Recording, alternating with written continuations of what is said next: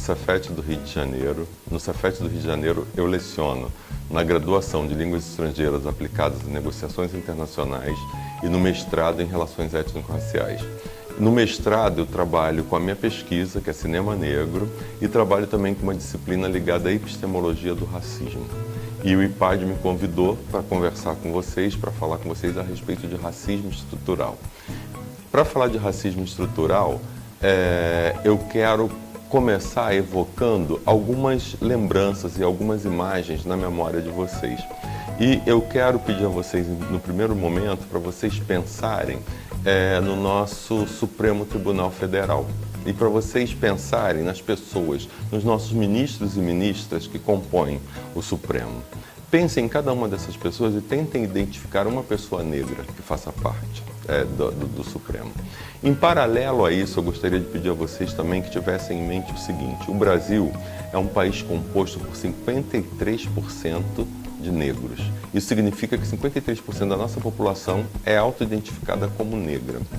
Se você tem um país cuja população se auto-identifica como 53% de negro ou 54% de negra, há de se esperar que esse país tenha em sua representação em todos os níveis sociais, em todas as camadas de representatividade, que haja pelo menos a metade de pessoas negras. E aí, quando eu peço para vocês pensarem no Supremo, nas pessoas que compõem o Supremo, eu quero que vocês levem isso em consideração. Eu quero também que vocês pensem no nosso ministério hoje. Quem são as pessoas que compõem o ministério do nosso governo federal? Pensem nessas pessoas e identifiquem também, ou tentem identificar uma pessoa negra que componha esse ministério. Para além disso, eu gostaria também que vocês pensassem no nosso Senado Federal e que vocês pensassem na mesa diretora desse Senado e tentassem também identificar uma pessoa negra. E aí, indo mais perto de cada um de nós, tentem se lembrar de um dentista negro que vocês tenham recorrido a eles. Pensem também nos médicos negros que atenderam vocês, nos advogados negros que vocês conhecem, nos professores de ensino superior negros com os quais vocês tiveram contato, em todas as pessoas que ocupam cargos importantes e também nos reitores das universidades onde vocês estudaram ou por onde vocês passaram. Quantas dessas pessoas eram negras? E quando eu digo isso, justamente para que nós comecemos a pensar a respeito do que é esse racismo estrutural e como que ele estrutura a nossa sociedade. Nós dizemos que o racismo ele é estrutural e ele é estruturante ao mesmo tempo. O que significa isso? Ao mesmo tempo em que ele é a estrutura da sociedade, ele cria essa estrutura. E é bastante interessante nós pensarmos que quando a gente fala que ele é estruturante, é que ele está estruturando a todos nós, está estruturando a nossa subjetividade, está estruturando o nosso olhar e está estruturando também os nossos desejos, a nossa moral, o nosso método de avaliação, a maneira como nós julgamos as pessoas e como nós julgamos a sociedade. E para vocês refletirem um pouco mais a respeito disso, se nós pensarmos, por exemplo, que é o racismo que estrutura até mesmo o nosso desejo e estrutura até mesmo os nossos conceitos do que é belo e do que é feio. Isso é muito simples de nós concluirmos na medida em que, durante muito tempo, a nossa sociedade definiu que para você ser belo, você tem que ser branco, e você tem que ter características brancas, ou que se aproximem dessa branquidade. E tudo que era negro ou próximo ao negro era considerado como feio. Basta ver, ou feio, ou pecaminoso, ou sujo, basta ver todas as nossas metáforas, né? Todas as vezes que nós usamos ou usávamos as metáforas ligadas à questão da raça negra, isso sempre teve um significado negativo. Por exemplo, o pecado era negro, né? Se você pensa numa situação ruim, você diz que a situação está preta, né? E isso tudo aí é herança desse racismo, que associa tudo que é ruim ao que é preto. Até mesmo dentro do pensamento cristão, o pecado é preto, o demônio é preto, tudo é preto, e isso tudo é construção social que não tem base na verdade. Isso são discursos criados com o objetivo de hierarquização, de exclusão, de desqualificação, de diminuição do outro e desumanização do outro. Isso aí é a base desse racismo estrutural. Se nós pensarmos por meios estatísticos, por exemplo, nós vamos ver, se vocês pensarem, por exemplo, peguem o cinema nacional, olhem o cinema nacional, e a partir disso aí, tentem identificar no cinema nacional quem são as pessoas negras que estão lá. Elas aparecem, via de regra, por exceção. E quando aparecem, elas ocupam ou lugares subalternizados, ou lugares risíveis, ou lugares estereotipados. Aos brancos sempre é dado os papéis principais ou os papéis de destaque. E aos negros, via de regra, os papéis menores ou os papéis desqualificados. Se nós pensarmos, por exemplo, na televisão, é a mesma coisa. Eu costumo dizer que um filme brasileiro que passe no exterior, ele informa as pessoas que o assistem que o Brasil é um país branco, né? E que os negros existem aqui por exceção. Se nós pensarmos também nas questões ligadas à estatística, por exemplo, se nós pensarmos, nós falamos dessa questão, né, dos lugares de destaque, dos lugares, mas se nós usarmos o pensamento ao contrário, por exemplo, tentem pensar em que posições vocês viram e que nós vemos comumente as pessoas negras? Se nós pensarmos, por exemplo, que nós estamos num shopping, quem é que está fazendo a limpeza do shopping? Nós estamos nos nossos locais de trabalho, quem é que nos serve o café? Se nós olharmos a população de rua, a população que mora nas ruas, majoritariamente, qual é a cor dessas pessoas? E aconteceu até um evento bastante emblemático, né, que possivelmente vocês se lembrem, que foi a história do mendigato, né? Foi um homem branco de olhos azuis que encontraram um mendigando e aí aquilo, para o olhar pessoal, para o olhar social e para o senso comum, aquele homem estava fora do lugar. E tanto estava fora do lugar que vão lá, retiram esse homem e ele se transforma num modelo, né? E para as pessoas negras é o lugar comum, é o lugar devido a elas. E se nós começarmos a pensar em números, em estatísticas, nós vamos ver, por exemplo, que em 2012, 21.513 jovens negros foram mortos no Brasil e 6.573 jovens brancos foram mortos. Então, observem isso, né? 52% de mortes foram de jovens negros. Isso nos leva a uma conclusão que é uma conclusão muito cruel e muito perversa, que o racismo ele é determinante das mortes no Brasil. É o racismo quem define, quem decide quem vai morrer. E foram criadas políticas públicas de manutenção da vida, de permanência da vida dos jovens, de manutenção da vida dos jovens. E é muito interessante que quando essas políticas são criadas, há uma diminuição da morte de jovens brancos e há um tremendo aumento da morte de jovens negros. Mesmo quando há políticas públicas para manutenção da vida de jovens, acontece um fenômeno como esse. Os jovens brancos, a morte de jovens brancos diminui e a morte, a letalidade de jovens negros aumenta. O nosso desejo é que nenhum jovem morra, nem branco nem negro. Mas quando as estatísticas nos mostram que os jovens negros, mesmo diante de políticas públicas, morrem mais, isso aí é fruto desse racismo estrutural que está na base da nossa sociedade e que está na base estrutural de todos nós. Se nós pensarmos, por exemplo, no feminicídio, né? O que é o feminicídio? O feminicídio hoje é a causa de morte externa de mulheres, né? As mulheres morrem exclusivamente pelo fato de serem mulheres. Você coloca um recorte de raça nas estatísticas do feminicídio, você vai ver que as mulheres negras morrem muito mais do que as mulheres brancas. E, de novo, o racismo volta a ser determinante das mortes. Vocês observem, elas morrem mais pelo fato de serem mulheres e elas morrem muito mais se elas forem mulheres negras, né? E aí, nós estamos falando dessa questão do racismo estrutural, mas nós ainda não falamos do significado de raça, e é necessário que nós aprendamos não, é necessário que nós tenhamos consciência do que é esse significado.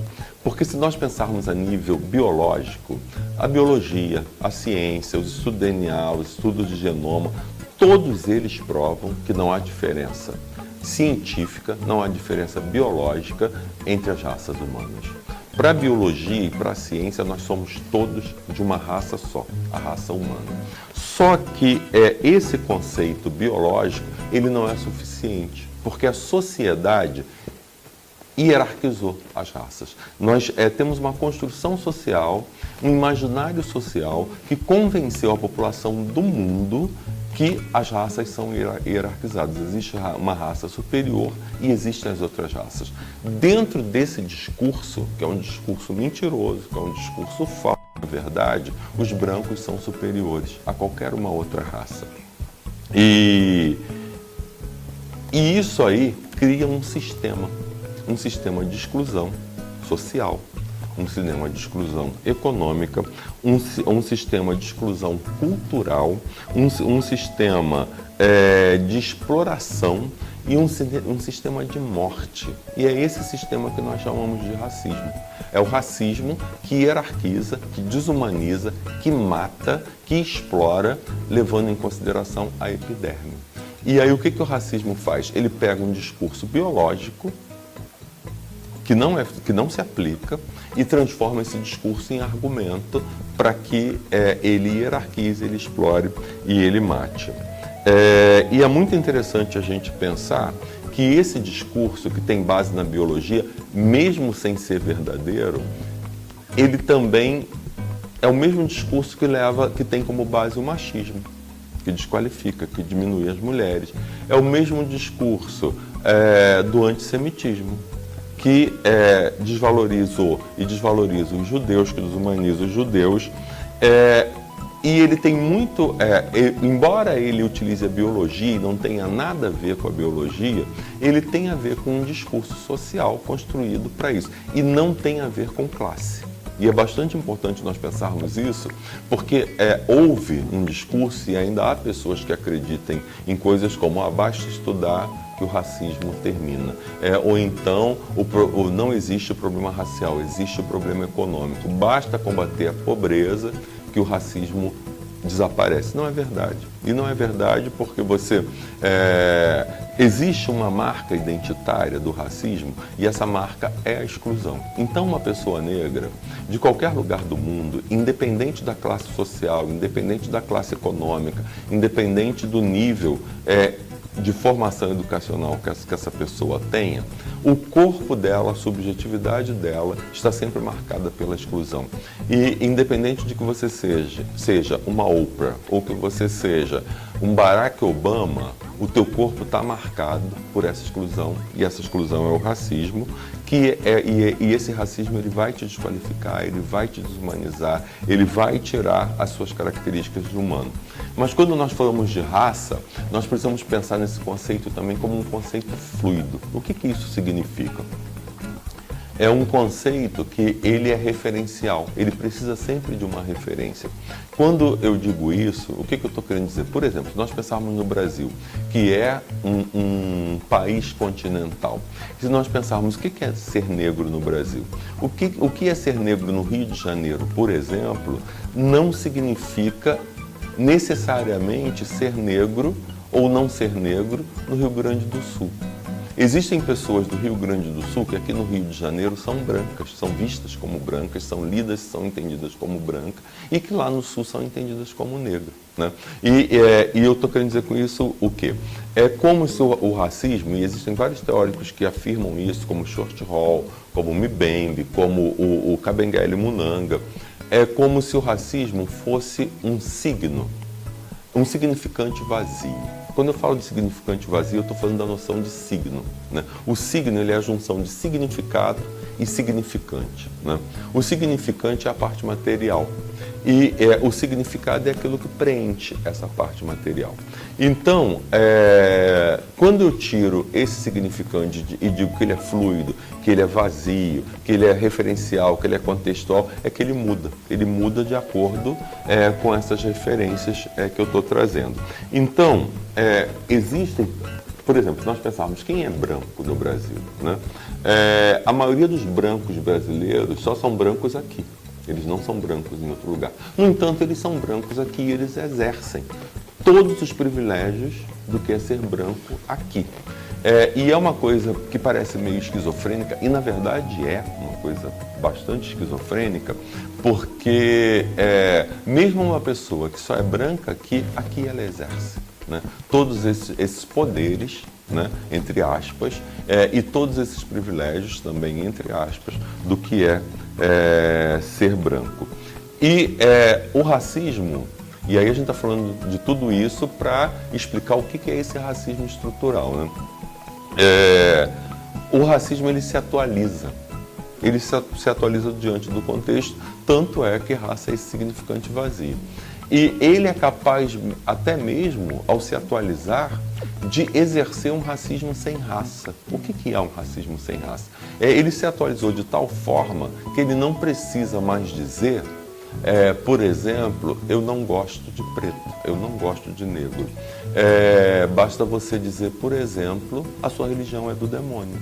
Quando você diz a sua religião é do demônio, quando você demoniza a religião, que é uma religião que é proveniente do continente africano, você está dizendo que aquela religião não presta. E aí você está dizendo que a religião dos pretos não presta. Quando você diz, por exemplo, quando você criminaliza o funk, como se criminalizou o samba, né? O que você está dizendo? A cultura dos pretos não presta, né?